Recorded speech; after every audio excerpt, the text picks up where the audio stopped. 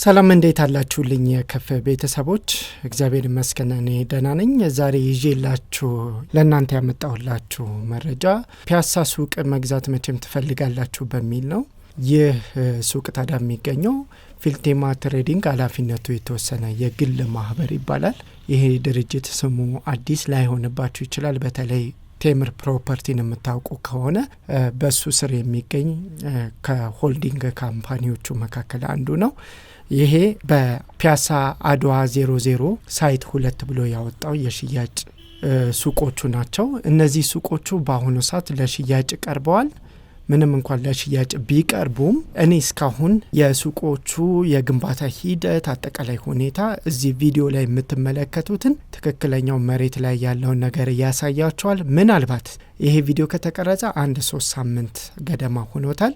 ምናልባት በዚህ ጊዜ ውስጥ መጠነኛ ደግሞ ጭማሪ ማለትም የግንባታ ፕሮግረስ ጭማሪ ሊኖር ስለሚችል ከዚህ የተሻለ እንጂ ከዚህ የወረደ ነገር አታዩም። እስካሁን ለምን ዘገየ ካላችሁ ድርጅቱን እያጠናሁ ነበረ፣ እያረጋገጥኩ ነበረ፣ አንዳንድ ሰነዶቹንም እያየሁ ነበረ። ሙሉ በሙሉ የዚህ ሱቅ ሽያጭ ውል እጄ ላይ ይገኛል። እሱንም ውል እያነበብኩኝ ነበረ። ስለዚህ ዝርዝር መረጃ ሰጣችሁና ምናልባት ይህን ሱቅ ከወደዳችሁትና መግዛት ከፈለጋችሁ እኔ ቀጥታ እዛው ያሉ የድርጅቱ ማናጀሮች ጋር ባገናኛችሁና ምንም አይነት ኮንፊውዝድ ሳያደርጓችሁ አድቫንቴጁንም ዲስአድቫንቴጁንም ነግረዋችሁ መግዛት የምትችሉበትን ሁኔታ ላማክራችሁም እችላለሁ። ስለዚህ መጀመሪያ ለእኔ ደውሉልኝ። ከዛ በኋላ እኔ እውነቱን እነግራችኋለሁ። በውስጥም የሚነገሩ ነገሮች ካሉ ምክንያቱም እዚህ ላይ ማላወጣቸው አንዳንድ ነገሮች ስለሚኖሩ አማክራችሁና መግዛት የምትፈልጉ ከሆነ ሴልሶችን ሳታገኙ ቀጥታ ከድርጅቱ ማናጀሮች ጋር ተገናኝታችሁ ጉዳያችሁን የምትጨርሱበት ሁኔታ አመቻችላችኋለሁ። ጥቅሙ ምንድነው? ያው ሴልስ ላይ ከወደቃችሁ ሴልስ ኮንፊውዝድ ያደርጋችኋል። ምክንያቱም እንድትገዙ ጫና ያሳድሩባችኋል። እኛ ግዙ አትግዙ የእናንተ ጉዳይ ነው፣ ገዛችሁ አልገዛችሁ የኛ ጉዳይ ስለማይሆን ምንም አይነት ጫና አናደርግባችሁም። እውነተኛ የማማከር ስራ በነጻ ሰጣችኋለሁ። ስለዚህ ይህንን ነገር አስቀድሜ ልንገራችሁ ብዬ ነው። እስኪ ዝርዝር መረጃው ልንገራችሁ። ፊልቴማ ኃላፊነቱ የተወሰነ የግል ማህበር ይባላል። የቴምር ፕሮፐርቲ ሆልዲንግ ካምፓኒዎች መካከል እህት ኩባንያ ነው። አዲስ አበባ ከተማ ውስጥ ክፍለ ከተማ ደግሞ ንፋስ ስልክ ላፍቶ ክፍለ ከተማ ወረዳ 4 የሚገኝ ነው። በተለምዶ ሳር ቤት አካባቢ ነው ቢሮአቸው የሚገኘው። እንግዲህ ይህ ቦታውን ያገኙት እኔ ባጣራሁት ማጣሪያ መሰረት ካርታ ራሱ ጭምራላቸው። የካርታ ቁጥርም አለ። ከፈለጋችሁ ስደውሉልኝ እነግራችኋለሁ። የቦታ ስፋቱ 1798.1 ካሬ ሜትር ይሰፋል። በሊዝ ያገኙት ቦታ ነው። ተወዳድረው በጨረታ ያገኙት ቦታ ነው። ስለዚህ ምንም አይነት ከመንግስት ጋር የጥቅም ተጓዳኝነት ያለው ነገር ምንም ነገር አላገኘሁበትም። ስለዚህ ይህንን እንድታውቁት ነው። ሌላው ገንቢው እንግዲህ የሚያስረክበው የተጠናቀቀ ሙሉ በሙሉ 100% የተጠናቀቀ ንግድ ቤት ነው። አሰራሩም አጠቃላይ ግንባታው የተጠናቀቀ አድርጎ ነው የሚያስረክባችሁ። 2 ቤዝመንት ወደ ታች ተሰርቶለት ነው የምታረከቡት። በተጨማሪ ግራውንድ አለው። እንዲሁም ደግሞ +5 የሆኑ ፎቆችም አሉት። ፒያሳ የተርሚናሎቹ ጋር ባስ ተርሚናሎቹ ፊት ለፊት ነው የሚገኘው። ስለዚህ ይሄ ደግሞ የራሱ የሆነ ለንግድ በጣም ምቹ ያደርገዋል። ታውቃላችሁ አይደለ? የፒያሳ የድሮ ሱቆችን ዶሮ ማነቂያ የነበሩ ሱቆችን ታስታውሳላችሁ አይደለ? ከመፍረሱ በፊት እዛ ላይ የታክሲ ማውረጃና መጫኛ ነበረ። ትዝ ካላችሁ የባስ መጫኛና ማውረጃ ነበረ። ምን ያህል ከፍተኛ የንግድ እንቅስቃሴ እንደነበረ ታስታውሳላችሁ። አሁን እዛ ጋር ነው ማለት ትችላላችሁ። ምክንያቱም እዚህ የሚገነባው ህንጻ ፊት ለፊት የባስ ተርሚናል ዘመናዊ ባስ ተርሚናል ተገንብቷል። ስራ በቅርቡ ይጀምራል። እሱ ፊት ለፊት ጋር ነው ይሄ እየተገነባ ያለው። በአካል ሂዳችሁ ታዩታላችሁ። ስለዚህ ይሄንን ሱቅ መግዛት ከፈለጋችሁ ከመግዛታችሁ በፊት ጥንቃቄ ማድረግ ያለባችሁና ውሉ ላይ ዋና ዋና የሚባሉ ነገሮችን ልንገራችሁ። አንደኛው እንዳልኳችሁ G+5 ነው። በ2 አመት ውስጥ ነው ተገንብቶ የምትረከቡት። በዚህ በ2 አመት ውስጥ ግንባታው ተጠናቆ ትረከቡታላችሁ። ስለዚህ ይሄ ማለት እናንተም ክፍያችሁን የምትከፍሉት በ2 አመት ውስጥ ነው ማለት ነው። ይሄ ልታውቁትና በደንብ ልታሰምሩበት የሚገባ ነገር ነው። ቦታው አይን ቦታ በመሆኑ መንግስት ክትትል ስለሚያደርግባቸው ግንባታ መዘግየት ፈጽሞ ይኖራል የሚል እምነት የለኝም። ምክንያቱም እንደ ሌላ ቦታ ላይ ሊሆን ይችል ከሆነ እንጂ እዚህ ላይ አንደኛ 5 ፎቅ ብቻ ነው፣ በጣም ጥቂት ነው። ፕላስ የአጠቃላይ የካሬው ስፋቱ መጠነኛ ስፋት ነው ያለው። በተጨማሪ ደግሞ መንግስት እንደ አይን ብሌኑ የሚከታተለው የመሀል ከተማ ላይ ስለሆነ የግንባታ ፕሮግረሱን በጣም በፍጥነት ይሄዳሉ። ስለዚህ የፕሮግረሱ አካሄድ አጠቃላይ ሁኔታ በ2 አመት ውስጥ ስለሆነ ክፍያችሁን በዚህ 2 አመት ውስጥ ነው አጠቃላችሁ መክፈል የሚጠበቅባችሁ። ግልጽ ነው። ስለዚህ የሱቆቹ አጠቃላይ ስፋት የጋራ መጠቀሚያ ቦታዎችን ጨምሮ 20 ካሬ ሜትር ብቻ ነው።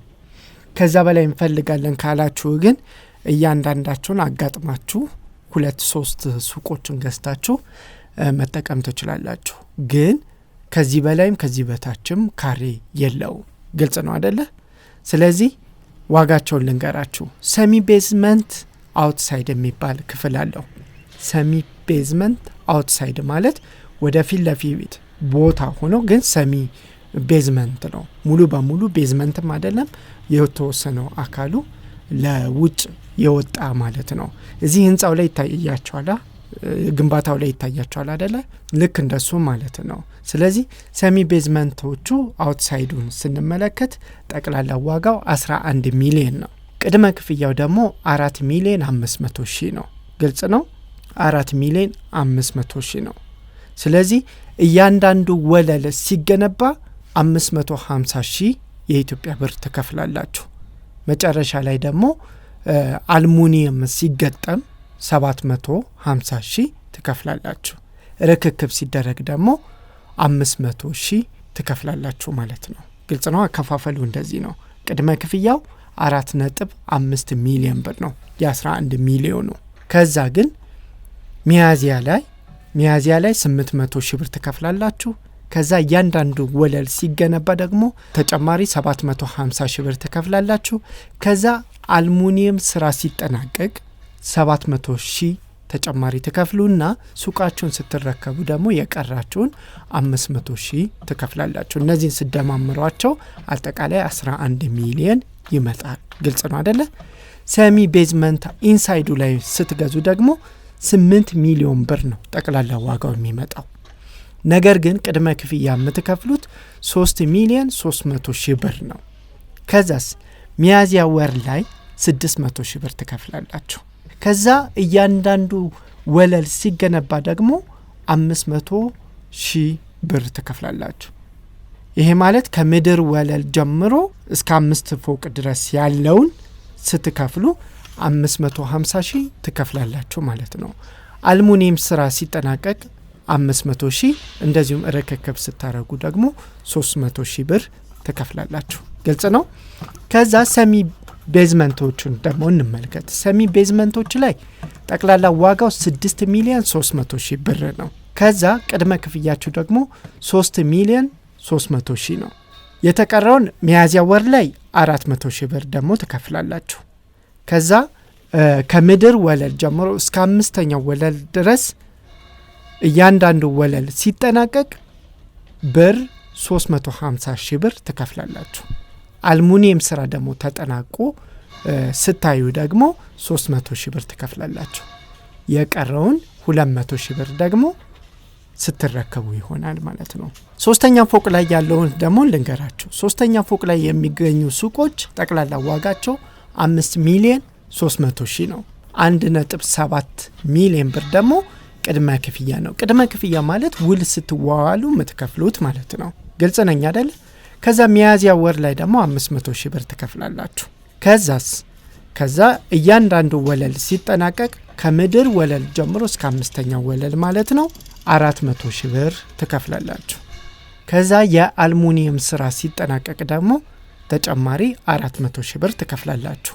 ከዛ መጨረሻ ላይ ሙሉን ሱቁን ስትረከቡ 300,000 ብር ትከፍላላችሁ ማለት ነው። ከዛ በኋላ አጠቃላዩ 5.3 ሚሊዮን ብር ይሆናል ማለት ነው። ግልጽ ነው።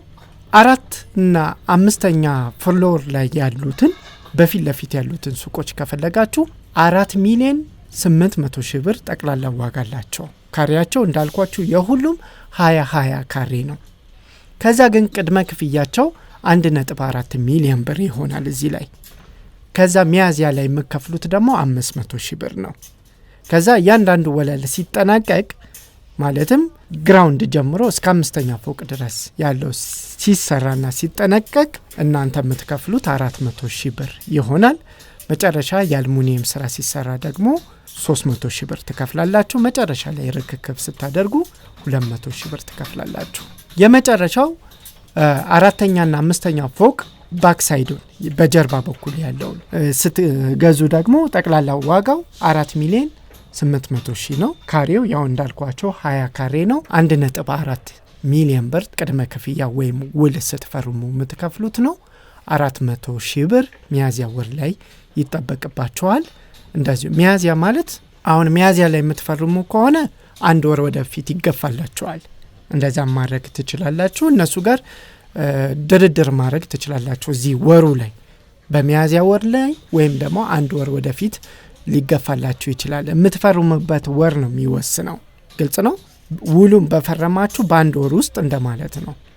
ልክ እንደዛ አድርጋችሁ መክፈል ይጠበቅባችኋል። ከዛ ከምድር ወለል እስከ 5ኛ ወለል ድረስ እያንዳንዱ ወለል ሲጠናቀቅ 300 ሺህ ብር ትከፍላላችሁ። ከዛ የአልሙኒየም ስራ ደግሞ 280 ሺህ ብር ያስከፍላችኋል። ከዛ ርክክብ ሲደረግ 200 ሺህ ብር ትከፍላላችሁ።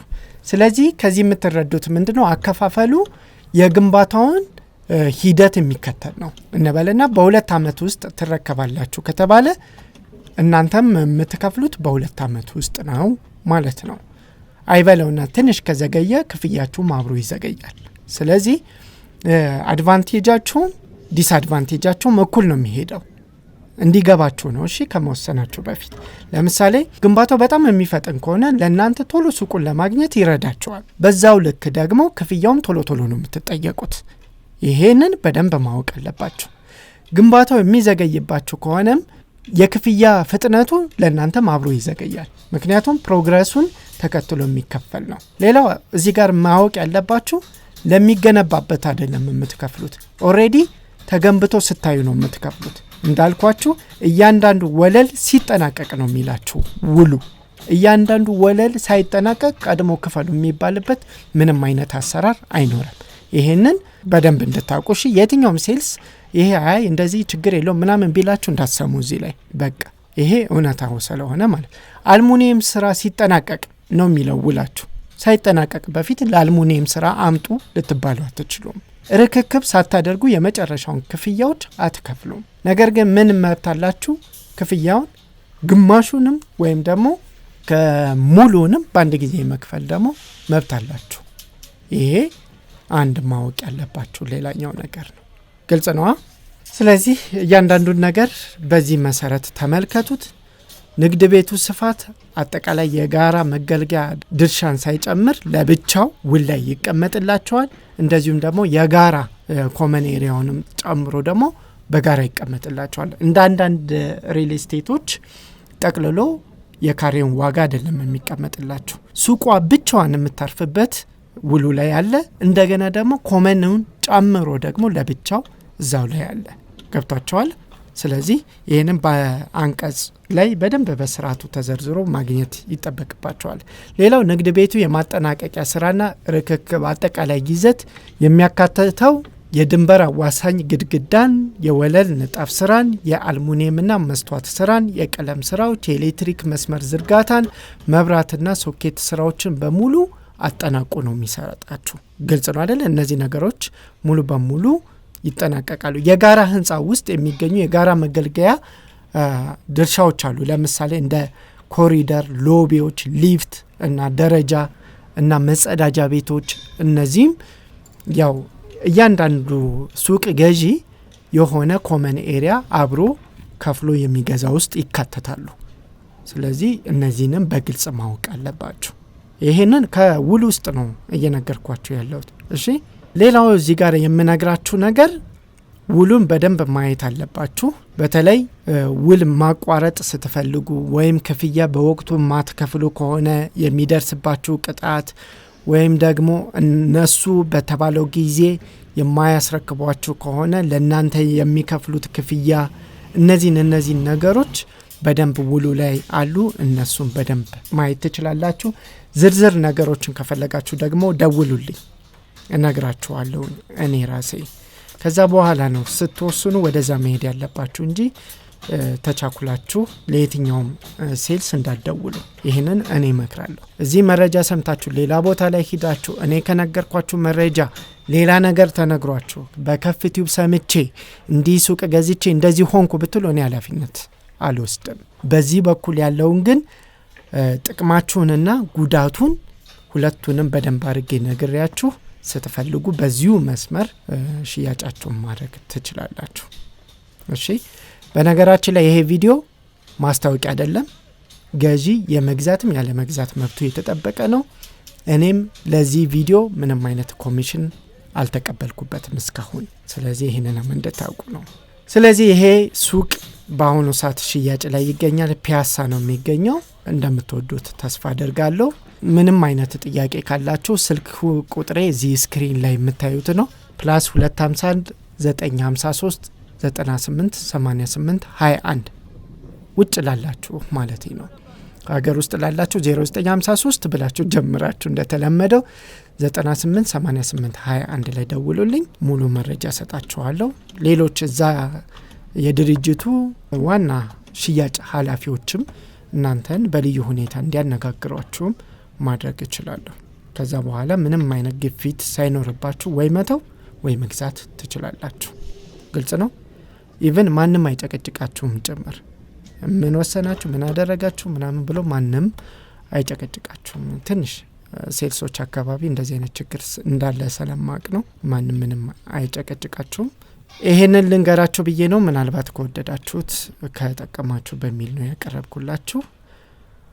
በቀጣዩ ቪዲዮ ላይ ደግሞ እዚሁ ፒያሳ አካባቢ ሊሴ ትምህርት ቤት ጀርባ ላይ አንድ አፓርትመንት ቤት አለ። ምናልባት ከወደዳችሁት እሱንም እነግራችኋለሁ። በዛ ቪዲዮ ላይ ደግሞ ዳግም እንደዚሁ መጣና ዝርዝር መረጃ ሰጣችኋለሁ። አሁን ላይ ኢትዮጵያ ውስጥ ሪል ስቴት ሱቆችም ቤቶችም መግዛት አስቸጋሪ ስለሆነ ሪስኩም በዛው ልክ ስለሆነ አንድ ድርጅት ሳቀርብ ዝም ብዬ አላቀርብም። እንደምታውቁት በተቻለኝ መጠን የስካሁን ዝርዝር መረጃዎችን ለመያዝ ሞክራለሁ። ታምነዋለህ ወይ እንዴት ነው ብላችሁ ለምትጠይቁኝም ጥያቄ በቂ መልስ ሰጣችኋለሁ። ያንን መልስ ከያዛችሁ በኋላ ነው ለውሳኔ መሄድ ያለባችሁ። ይህንን ለማለት ነው። በሌላ ቪዲዮ እገኛለሁ። ለዛሬው በዚህ ቆየኝ። ቸር ሁሉ ይግጠማችሁ። መልካም እድል። ቻው።